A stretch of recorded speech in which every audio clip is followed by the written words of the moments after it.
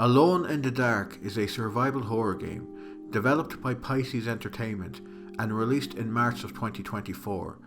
Many people have referred to Alone in the Dark 2024 as a remake of the original 1992 game. However, the changes seen in this newer version are so vast and significant that it would be more appropriate to view Alone in the Dark 2024 as its own standalone game. That does not mean there aren't similarities between the two titles, of course, but if you are buying Alone in the Dark 2024 expecting a faithful remake of the original game, you are going to be very disappointed. Alone in the Dark received mixed reviews from critics at launch, which after playing through the game 3 times, I simply cannot begin to understand. Critics cited disappointing combat as one of their biggest gripes with Alone in the Dark, forgetting that this is a survival horror game and constant action usually isn't a big priority with these sort of titles. Many reviewers also claimed that they found the puzzles bland in the game, which I'm going to call bullshit on. Alone in the Dark's puzzles are excellent, especially in comparison to the simplistic puzzles you get in practically every other survival horror game these days. Finally, the game was criticised for being way too buggy at launch, which, fair enough, I did not play the game at launch, so I am in no position to talk about any issues that may have been present back then. What I can say, however, is that the build I played was very solid, and aside from an issue where I would occasionally get stuck on the environment from time to time, my playthroughs were basically bug-free. Alone in the Dark unfortunately sold abysmally, to the point where it basically killed the developers outright, with Embracer Group shutting down Pisces Entertainment a few months after launch. Releasing in March also probably did little to help the game's fortunes. For example, I always intended to buy Alone in the Dark day one.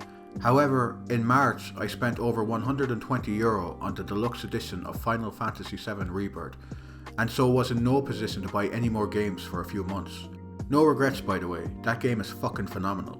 This brand new copy of the game only cost me €25, and let me remind you, the game has only been out for around 6 months at this point. The fate of Alone in the Dark 2024 is very disappointing, as the game deserved far more success and acclaim than it received. This is easily one of my favourite survival horror games that has released in the last few years. That's not to say the game is perfect, not by a long shot, but any real fan of old school survival horror games will find a lot to love here. Despite all its sweeping changes, Alone in the Dark 2024 actually begins in a very similar manner to the original game. Once again we see... Oh yeah, you're probably wondering by now why all my footage is in black and white. Well, similar to that time I went hiking in the woods with my grandparents, I'm probably going to lose some of you here. See, I'm a huge fan of black and white films, and especially horror films that were released during that era. The lack of colour made many scenes in these films come across far more eerie and foreboding than they would have otherwise. So listen, for only $4.99 you can actually buy a DLC pack that will allow you to play through the entire game in black and white.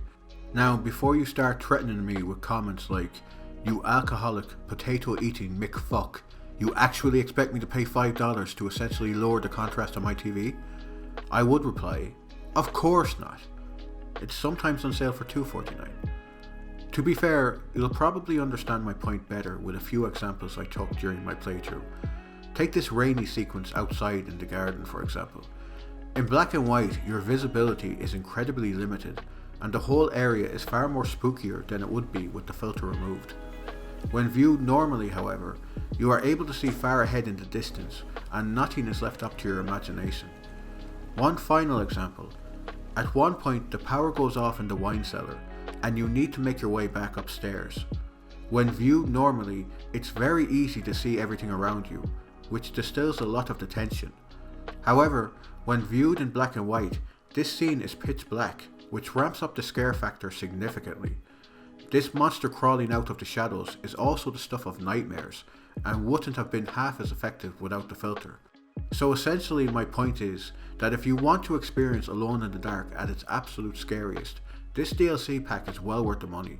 Plus, as a bonus, you get a few other cute filters to toy around with, like this 8-bit one that essentially tries to replicate the look of the original game from 1992. One more thing, and I hate to do this to you guys, but I'm also going to need y'all to pay an extra $4.99 for the classic character skins, or else THQ won't pay most Oops, I said the quiet part loud and the loud part quiet. Oh dear. Anyways, once you select new game from the main menu, you'll be given a few options. One being what difficulty you would prefer to play the game on. Honestly, I found the game so laughably easy, even on hard, that I would recommend choosing that difficulty if you want any kind of challenge at all. On top of that, I would highly suggest that you pick the old school option for puzzles and exploration. In this age where you can't be trusted to figure out a simple fucking puzzle on your own without an NPC basically blurting out the answer 5 seconds later, I really appreciate the developers of Alone in the Dark including such an option. This game has some truly fantastic puzzles that are really enjoyable to solve by yourself. However, if you ever become too stuck, you can simply switch back to a more forgiving hint system at any time through the main menu. And with that, I can finally begin talking about the game itself. Alone in the Dark begins with private investigator Edward Carnby driving his client Emily Hartwood to Derceto Manor. This establishment is where Emily's uncle, Jeremy Hartwood, has been receiving treatment for his ailing mental health. However, Jeremy has very recently been reported missing, and so Emily decides to visit the manor herself to find out what exactly has happened to her uncle. Worth noting is that while Alone in the Dark did not apparently have a massive budget, they were still able to secure some decent talent to portray the lead characters. This iteration of Edward Carnby is played by David Harbour of Stranger Things fame, while Jodie Comer plays the role of Emily Hartwood. Both actors put in decent performances, although at times Jodie can sound a little disinterested in the roles she's portraying. Something like that. He says a dark man is following him, watching him at all times. On the other hand, however, David Harbour is fantastic as Edward and seems to be given the role his all. I haven't yet watched Stranger Things as of my writing this, but I can easily understand why the guy is such a standout in that show. Anyways, upon arriving at the manor, Edward and Emily are unable to gain entry to the building, as no one seems to be willing to answer the door, and so they decide to find another point of entry. This is the point where the player is given the option to play through the game as either Emily or Edward. Regardless of which character you choose, your playthrough will be mostly the same. Both characters shoot the same monsters, solve the same puzzles, and visit the same locations. However, both characters have a chapter exclusive to them that deals with a traumatic event in their lives. Emily visits the trenches of World War I to try and find a loved one, while Edward has to relive one of his old cases where his actions caused the death of an innocent person. While I don't think the main story of Alone in the Dark is especially compelling, these short chapters dedicated to our two protagonists are fantastic and really flesh out what would otherwise be two very bland, boring characters. Quick note, but Alone in the Dark was written by Mikhail Hedberg, who also wrote the story for Soma, which just so happens to be my favourite video game story of all time. While Mikhail certainly never comes close to hitting the same highs of Soma's best moments with Alone in the Dark, there are certainly instances in this game where you can see the guy's phenomenal talent at work, and they certainly elevate what would otherwise have been a bland and totally forgettable story. I think my biggest issue with Alone in the Dark's narrative is how much time is spent reading these excessively long text documents. While I'm sure some of these do connect to the main narrative in some way, they were so boring to listen to, I would frequently zone out and start thinking about my shopping list for the week. And all because the lady loves milk tray. Once you select the character you wish to play as, you enter the house through the garage, or whatever the 1930s equivalent of a garage was called. For this video, I chose to play through the game again as Emily, as the story mostly revolves around her and her uncle, so in a way she kinda feels like the main character. For the first several minutes, you will simply wander around the house while tutorials explain some of the more basic mechanics, like how to use items, or how to search your environment for supplies. Derceto Manor is a very large house, and as such, you will want to consult your map often to find out where you're supposed to go. Thankfully, Alone in the Dark's map takes cues from Silent Hill's excellent map design, and as such, important rooms will always be highlighted in pink, and rooms that still contain important items or puzzles will also have unique icons to remind you of areas you will need to revisit. In my opinion, every video game map should have these features going forward. I mean, think about it. If you are in a strange haunted house and your very survival hinged on you being able to remember where areas of interest were, wouldn't you find a pen and highlight these important rooms yourself? Anyways, now that I have talked about Alone in the Dark's map for an excessively long time in a futile attempt to artificially lengthen this video, let's check in on Emily. She's finally found the front door and lets Edward inside the house. At this point, our two protagonists are greeted by some very strange individuals, including an incredibly rude and creepy maid, some alcoholic dude, and the only 7-year-old girl I've ever called a cunt out loud to in my living room before. Aside from my niece, of course. No one in the manor seems to know where Jeremy is, and they are all getting progressively more agitated by his absence. The young girl then offers to show Emily where Jeremy's room is, so that she can search for clues. Upon reaching the room, Edward and Emily begin their search. It is in this room where players are introduced to the game's first puzzle, which involves simply moving these tiles around until they create a picture of a tree. It was at this point that I started to worry that Alone in the Dark's puzzle design was heavily inspired by Jump Ahead Year 1, and while I'm all for accessibility in video games, I think lobotomized people have far bigger concerns in their lives than playing the newest Alone in the Dark game. Thankfully, after this, the puzzles become far stronger in the game. In fact, I'd argue that most puzzles in the game are excellent and require me to think outside the box far more than I'm used to doing in a survival horror game. For example, one of the early puzzles, which I won't spoil the entire solution to here, requires you to flip these paintings in a particular order and then use this painting in order to find a 3-digit number. These 3 digits can then be used to find 3 specific zodiac signs, which you then need to enter into this lock in order to unlock the case. So instead of one simplistic puzzle, you are given 4 progressively more complex puzzles that you need to figure out instead. It's fantastic. Very few games these days put this much thought into their puzzles. Even more simplistic puzzles, like these ones where all you have to do is flip tiles and move them in the correct position, still require some degree of thought. So while very few of the puzzles are actually all that difficult, they still all made me feel somewhat intelligent upon discovering their solution. Which is nice because, to be honest, I'm usually never able to solve any riddles in my real life. What the hell is this?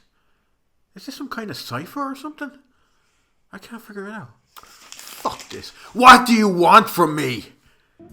The only time I needed help was with this safe puzzle, and the only reason for that is because I completely overthought the solution.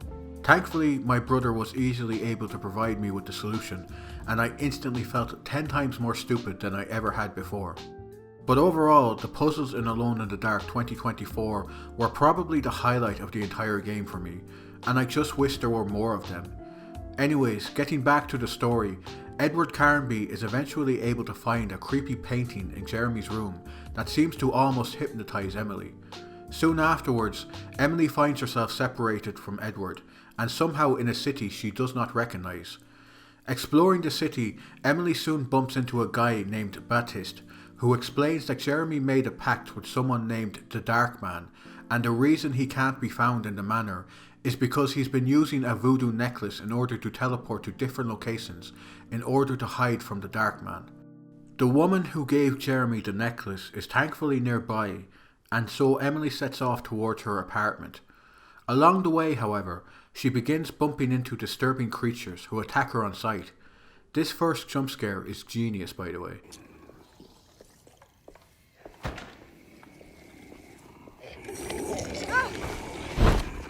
This is where players are finally introduced to the game's combat. Alone in the Dark's combat is honestly very similar to practically any other third-person shooter you've played, and has very few mechanics that help it stand out from the crowd. Shooting enemies feels satisfying enough, although the monsters very rarely seem to react to being shot, and will continue running towards you regardless. I also can't be sure, but I'm fairly certain shooting enemies in the head does not inflict any additional damage. They are very bullet spongy in all honesty. Ammo is usually very plentiful, even on hard difficulty, and running out of bullets will not be a very common occurrence. However, even if you somehow find yourself low on ammo, you can simply resort to throwing various objects littered around the environment at enemies, such as bricks and even Molotov cocktails. It's also surprisingly easy to just simply run past all enemies by using the game's dodge mechanic, to the point where you rarely have to deal with the combat system at all if you so choose. However, running past all enemies can cause the AI to start freaking out in some honestly quite amusing ways.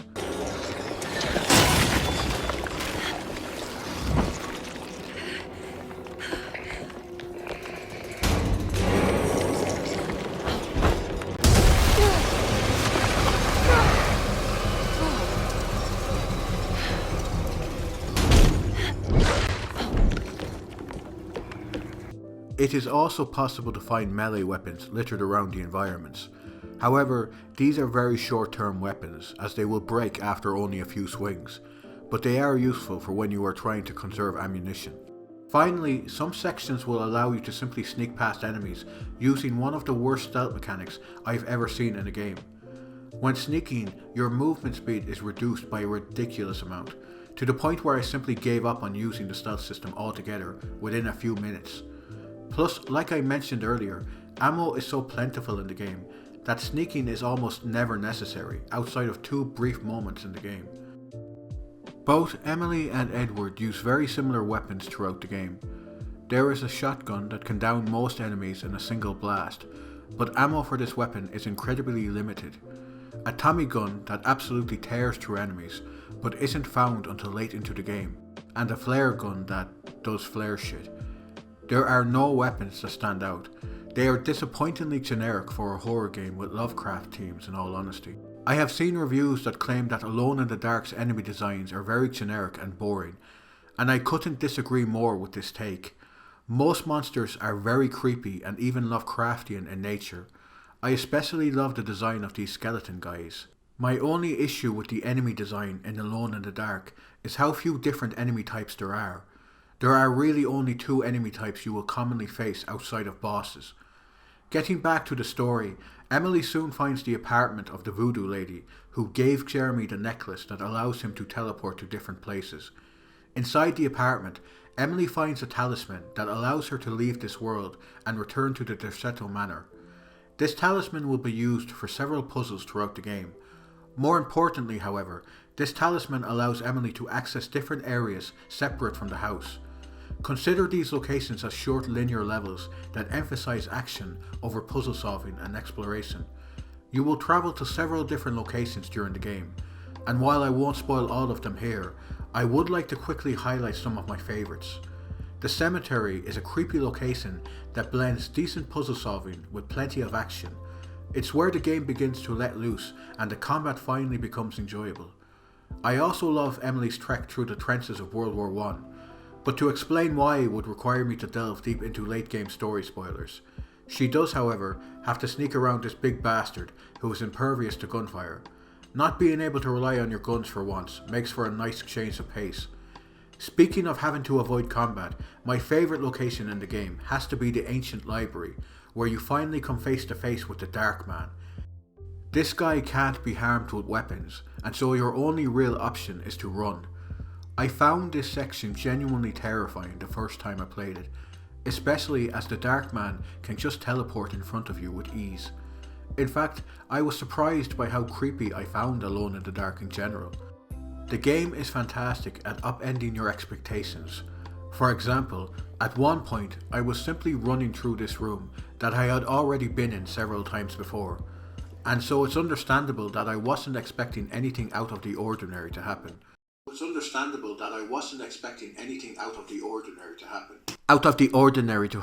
Hey guys, I wasn't expecting anything out of the ordinary to happen. Do you guys realize I need to listen to about 3 hours of this kind of shit every time I make a video?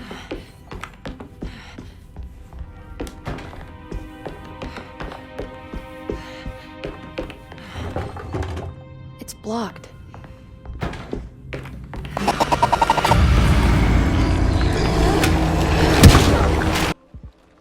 Alone in the Dark is utterly fantastic at giving the player a fake sense of security before pulling the rug out when they least expect it.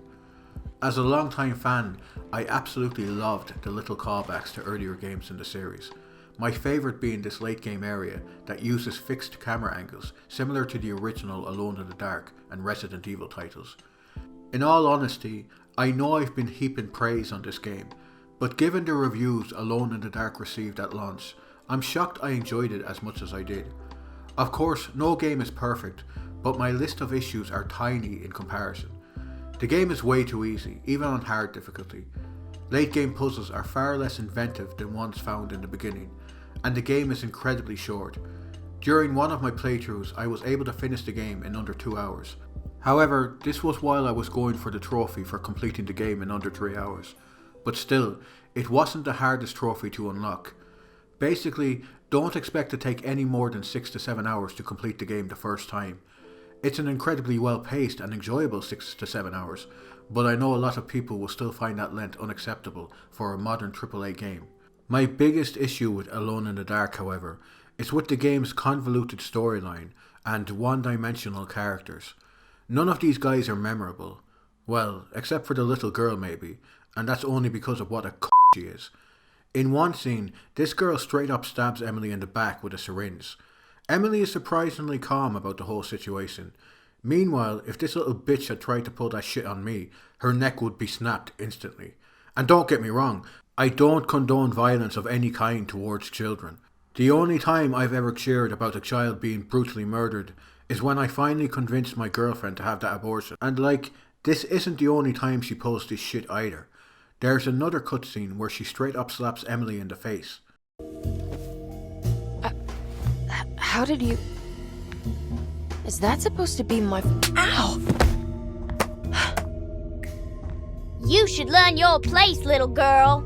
You'll be happy to know there's a quote-unquote bad ending where this little girl dies while hanging from a tree. This here's the please to happen, Carl Ben. Grace, stop!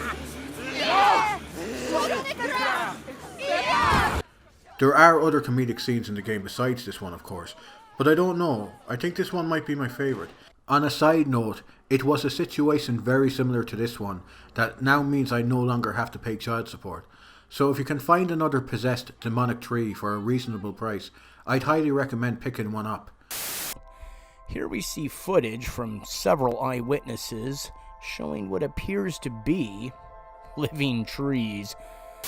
So that's Alone in the Dark. Maybe it's because it only cost €25 when I finally picked it up, but I truly loved every minute I spent with this game. It has a wonderful setting in the Derceto manor, and almost every room of this place is filled with wonderfully clever puzzles to solve. The game is surprisingly tense and even scary at times, which is something I thought I'd never say about a AAA horror game released in 2024. Combat is admittedly a little simplistic, but that doesn't mean there isn't any enjoyment to be found from gunning these creatures down. And while the game's main story is a bit of a disappointment, the side stories involving the two protagonists are fantastic and do a great job humanizing these characters. You can pick up the game for practically nothing these days, so there's no excuse to not give the game a try if you are a fan of the survival horror genre.